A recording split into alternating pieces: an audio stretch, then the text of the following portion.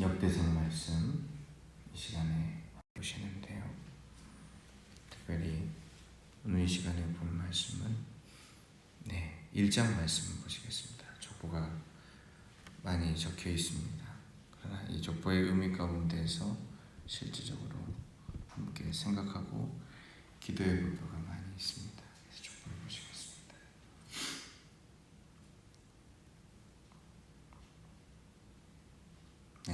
주의 말씀 1장 1절부터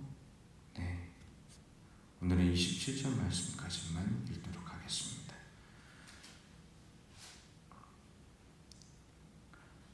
(1장 1절) 제가 읽고 2절 번갈아 읽겠습니다. 아담, 셋, 에노스, 에녹, 무두셀라, 라멕. 야벳의 자손은 고멜과 마국과 마대와 야완과 두발과 메섹과 디라스요.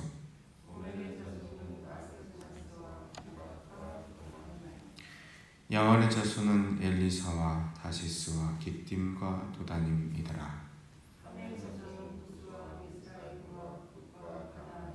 구스의 자손은 스바와 하윌라와 삽다와 라마와 삽드가요. 라마의 자손은 스바와 드단이요.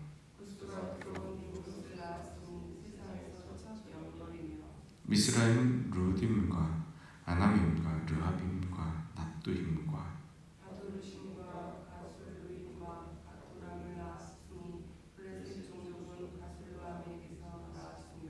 가나안은 마다들 시돈과 헷을 낳고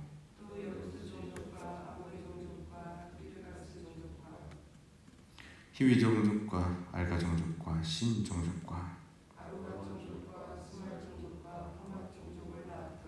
셈의 자손은 엘람과 아수르와 아르박삭과 룻과 아람과 보스와 훌과 게델과 메섹이라. 에벨은 두 아들을 낳아 하나의 이름을 벨렉이라 하였으니 이는 그때 땅이 나뉘었으며 그의 아우의 이름은 육단이며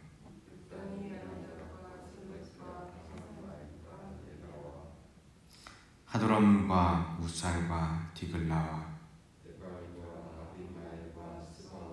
오빌과 하윌라와 요밥을 낳았으니 역단의 자손은 이상과 같으니라. 에벨, 벨렉, 루후, 아브람 곧 아브람은 조상들이요. 아멘. 계속해서 이 말씀들이 많이 있기도 하고 다음 편으로는 사람 이름들이 이렇게 다이어서 무슨 은혜가 있고 뭘까라는 생각이 들 수도 있습니다. 그런데요, 실질적으로 이 이름들에는 다 사연이 있습니다. 사실 다른 성경은 그냥 넘어갈 수 있지만 역대기 말씀, 곧 역대상과 역대하는 이스라엘 특별히 유다 백성들에 있어서 뜻깊은 말씀입니다. 왜냐하면 이제 통독을 계속 하시면 아시겠지만 똑같은 걸 왜 또 썼지? 라는 생각이 들어갑니다. 마치 우리가 신약성경을 읽을 때 마태복음에서부터 요한복음까지 읽어가면서 예수님의 같은 행적을 4가지 면에서 살펴보는 성경 말씀처럼 동일한 이야기가 반복되는, 그러면서 미묘하게 살짝 다른 것을 우리는 보게 됩니다. 두루마리 책이 남아도나보다 라는 생각도 할 수 있습니다만 사실은 그게 아닙니다. 오늘 성경 말씀은 지금 보시면 아담에서부터 시작을 하고 있죠. 그런데 셋, 에노스, 게난, 그리고 라멕에 이르기까지, 무드셀라에 이르기까지, 노아에 이르기까지 잘 알고 있는 사람의 이름이 나옵니다. 근데 다 나온 게 아닙니다. 그럼 이거는 뭘 기준으로 해서 족보를 갖다 놓았는가? 하나님께서 어떻게 이스라엘까지 이끌어 가셨는지 그 손길을 쫓아갑니다. 지겨워하시면 안 됩니다. 왜냐하면 이 족보가요, 다른 데에 비해서 꽤 깁니다. 얼마나 기냐면요, 8장까지 족보만 나와 있습니다. 8장까지 각각의 12지파의 사람들에 대한 이야기가 나오고, 그리고서 9장에 들어서야 그때야 족보가 끊어질 듯 하는데 실질적으로 9장에 이르러서 이 글을 쓰고 있는 이 글에 대한 진짜 독자들이 나옵니다. 그들은 누구였느냐? 70년의 포로 생활에서 다시금 유다로 돌아온 사람들입니다. 그럼 그들은 왜 이렇게 족보를 적었을까요? 그거는 70년 포로 생활을 하고 돌아오면서 그들은 과연 우리가 무엇이 잘못되었길래 우리의 나라를 잃고 세계 각 도처에서 유리하다가 이제 하나님의 약속의 때가 되어서 이 예루살렘으로 돌아왔는지를 처절하게 반성하고 생각해 보면서 우리가 잘못된 것 하나를 고치자라는 마음을 가지고 이 말씀을 적은 겁니다. 곧 그들의 마음속에서 들었던 생각은 무엇이냐 하면 여호와께로 돌아가자. 주의 말씀 앞에 돌아가자. 특별히 눈에 보이는 다 허물어져 있는 예루살렘의 성벽과 그 휘황찬란해 있던 솔로몬의 성전이 없어진 그 자리 가운데 주의 교회를, 주의 성전을 다시 짓자라는 마음을 가지고 오늘 우리가 읽은 이 이름들을 눈물을 흘리며 적어 내려가기 시작한 겁니다. 곧 그들은 결코 어느 날 우연히 생긴 사람들이 아니라 히브리라고 하는 말은 방랑자, 불황자라는 말의 뜻입니다. 히브리인이라고 하는 것은 하나님께서 아무런 자격도 없고 아무런 능력도 없는 방랑자와 같은 불황자와 같은 그들을 택하셔서 갈대아 우르 땅에서 아브라함을 부르시고 그에게 약속의 기업을 허락하셔서 그들의 시간과 은혜가 지금까지 이르렀음을 그들은 그때서야 고백하며 이제 주의 성전을 온전히 짓자. 그런데 이 주의 성전은 결단코 건물이 아니었습니다. 주의 성전은 결단코 건물로 지어진 것이 아닌 하나님의 약속에 근거한 주의 사람으로 이루어진 것임을 그들은 깨닫고 다시금 주의 성전을 지어가기 위하여 곧 스룹바벨 성전을 지어가기 위하여 그들은 먼저 주의 말씀 앞에 납작 엎드리며 그들을 이끌어 오셨던 하나님의 능력과 권능이 어떻게 한 사람 한 사람 계대를 내려가며 주의 능력과 이름이 있었는지를 오늘 말씀 가운데 나누기 위하여 그 이름을 하나하나 적어 내려가기 시작하고 있는 겁니다. 그래서 우리 눈에 보기에는 도대체 성경이 있는데 발음하기도 어렵네 라고 할지는 모르지만 그들의 눈에는 하나님이 사랑하셨던 사람 혹은 하나님께 선택을 받았지만 그 삶의 자리 가운데서 결국은 하나님을 떠나서 하나님께 저버린 자들 그 이름을 하나하나 적으며 특별히 그들의 지금에 이르기까지 그 조상의 이름이 무엇인지 그 후손의 이름이 무엇인지 오늘 말씀에 담담하게 한 사람 한 사람씩 내려가고 있는 겁니다. 혹시 집안의 족보를 들춰보신 적이 있으십니까? 요즘은 발견할래야 발견하기도 어렵고 별로 신경도 쓰지 않는 사회입니다만, 제가 어릴 때 문득 남영웅 씨의 족보를 읽어보면서 신기하더라고요. 왜냐하면 쫙 내려가다 보니까 아버지의 이름이 있고 할아버지의 이름이 있고 삼촌들의 이름이 그 자리에 잘 모르지만 한자로 이렇게 있다고 이야기하는 걸 보았습니다. 우리는 그 족보의 자리를 계속해서 예수님에 이르기까지 봅니다. 그리고 예수 그리스도의 은혜 가운데에서 우리는 어떻게 우리에게 복음이 전해졌는지에 대하여 생각할 수 있습니다.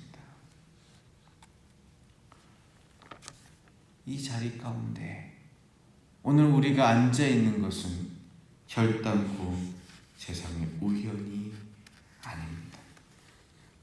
하나님이 택하셔서 주의 사람으로 주님 앞에 기도할 수 있게 하는 것은 언제나 소명의 자리요 사명의 자리일 수밖에 없습니다. 그것을 게을리 하면 안 됩니다. 내가 기도할 수 있으면, 내가 간구하고 주님을 바라볼 수 있으면 나이나 된 것은 오로지 주의 은혜라 라고 이야기하는 심령과 마음이 우리의 마음 깊은 곳에서부터 있어야 하는 것입니다. 시대를 인식해야 합니다. 오늘의 때가 어느 때인지 살펴야 합니다. 때때로는 그것이 답답할 수도 있고 힘이 들기도 할 수 있습니다. 나 하루 세끼 먹고 사는 것도 힘든데 하나님의 뜻까지 분별하면서 그 주님께서 우리에게 주신 말씀을 이루어야 하냐라고 항변할 만도 하지만, 우리의 삶을 이끌어 가시는 하나님일 뿐만 아니라 내가 만나는 사람들과 사실들 속에서 오늘도 역사하시고 이루어 가시는 하나님을 기억해야 합니다. 나를 사랑하시는 하나님께서, 우리 가정을 사랑하시는 하나님께서 여전히 길이 참으시며 오늘 하루의 삶 가운데에서 수많은 사람들의 삶도 붙들고 계심을 알고 기도할 수 있을 때 우리는 하나님의 음성을 가까이에서 찾고 의지할 수 있습니다.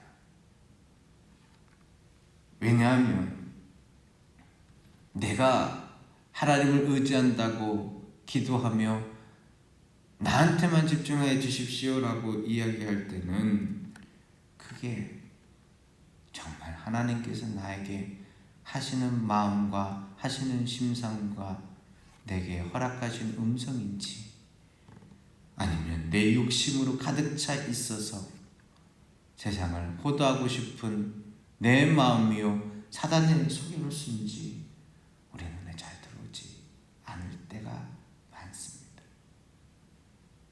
그러나 내 마음 깊은 곳에서 주님을 의지할 뿐만이 아니라 나를 사랑하신 하나님께서 내가 만나는 그 모든 사람들 가운데 지금도 역사하고 계시고 함께 하신다라는 생각을 하고 나면 주님의 뜻이 어디에 있는지 우리의 마음 가운데 조금씩 밝혀 드러나게 되고 있습니다.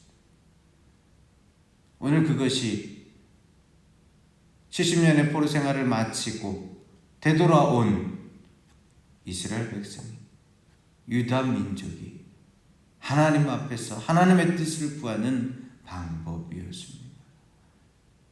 어쩌면 성경 말씀에 나만 중심이 되는 족보를 적음에도 모자랄지 모릅니다. 근데 오늘 보시는 것처럼 유다 자손을 비롯하여 2장 말씀에 유다 자손이 있지요. 그 솔로몬의 가문뿐만이 아니라 4장 말씀에 시므온의 자손, 5장 말씀에 르우벤의 자손, 갓 자손, 므낫세 반지파의 이야기, 레위 가문의 이야기들, 이사갈, 베냐민, 아셀, 납달리, 므낫세, 에브라임. 더 정확하게 얘기하면 결단코 그들 옆에 다 같이 있지 아니하는, 그래서 누구는 포로에서 돌아오지도 않았던 그 조상들의 이름들 가운데 이제는 나하고는 아무런 상관이 없을 것 같았던 그 사람들의 이름까지 자세하게 적어 내려가고 있습니다. 왜요? 그 가운데서 하나님이 하시는 일을 그들은 볼 수 있었기 때문에 그렇습니다. 오늘의 삶에서도 동일합니다.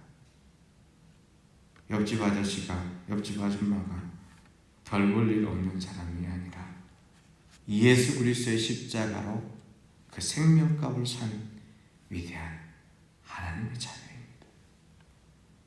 내가 주님 앞에 구원받은 것이 감사하고 내가 주님 앞에 구원받은 것이 주의 뜻이라면 오늘 우리의 삶의 자리 가운데서 만나는 모든 사람들의 시간과 그 삶의 정성 가운데 하나님께서 오늘도 역사하시며 그들의 삶도 붙들고 계신 것을 우리가 알고 주 앞에 기도의 마음으로 서며 오늘 하루의 업무들을 감당할 때 때로는 우리의 마음 가운데 감동을 허락하시고 때로는 하나님께서 우리 마음 가운데 선한 영향력을 끼칠 수 있도록 채우시고 함께 하셔서 오늘 주의 음성이 우리의 삶의 주변에서 어떻게 흘러가는지를 알게 하여 주십니다.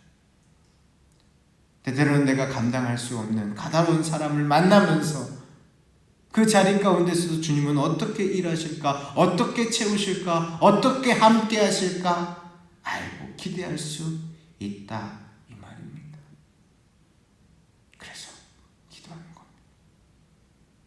그래서 무릎 꿇는 겁니다. 주여, 이 하루에 주의 뜻을 밝혀 보여주시옵소서. 그러면 오늘 성경에 나와 있는 것처럼 포로로 이 땅에 들어와서 아무것도 남지 않은 그 땅에서도 결단코 희망을 잃어버리지 않습니다.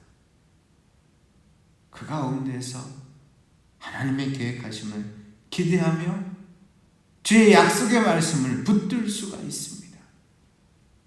그렇지 않으면 우리는 우리의 욕심을 붙듭니다. 주의 말씀을 붙들 것인가? 내 욕심을 붙들고 삶을 살 것인가? 오늘 주의 말씀을 사실 위차가 되었는데요. 읽어가시면서 한번 주께서 주시는 감동을 느끼실 수 있기를 주의 이름으로 축원합니다. 기도하십니다.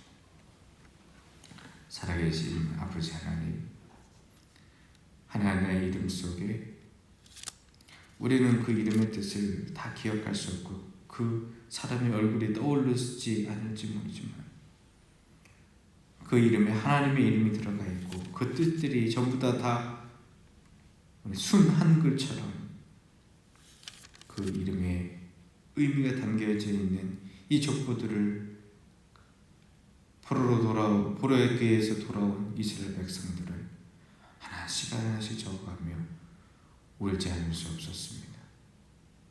기도하지 않을 수 없었습니다. 하나님이 주신 은혜 가운데 하나님 사랑, 이웃 사랑을 하지 않을 수 없었습니다. 함께 돌아온 사람도 있고 함께 하지 못한 사람들도 있었지만 그 모든 이름들 가운데 주의 마음의 성전을 지어가겠다라고 그들은 다짐하지 않을 수 없었습니다. 주여, 이제 함께 기도할 수 있게 하셨사오니 그 자리가 어떠하든지 간에 주의 뜻을 간구하며 우리가 주의 성전 되어서 주의 교회를 이루어가게 하여 주시옵소서. 주께 감사드리오며 예수님의 이름으로 기도드립니다. 아멘. 하늘에 계신 우리 아버지, 아버지의 이름을 거룩하게 하시며 아버지의 나라가 오게 하시며 아버지의 뜻이 하늘에서와 같이 땅에서도 이루어지게 하소서. 오늘 우리에게 일용할 양식을 주시고 우리가 우리에게 잘못한 사람을 용서해 준 것 같이 우리 죄를 용서해 주시고 우리를 시험에 빠지지 않게 하시고 악에서 구하소서. 나라와 권능과 영광이 영원히 아버지의 것입니다.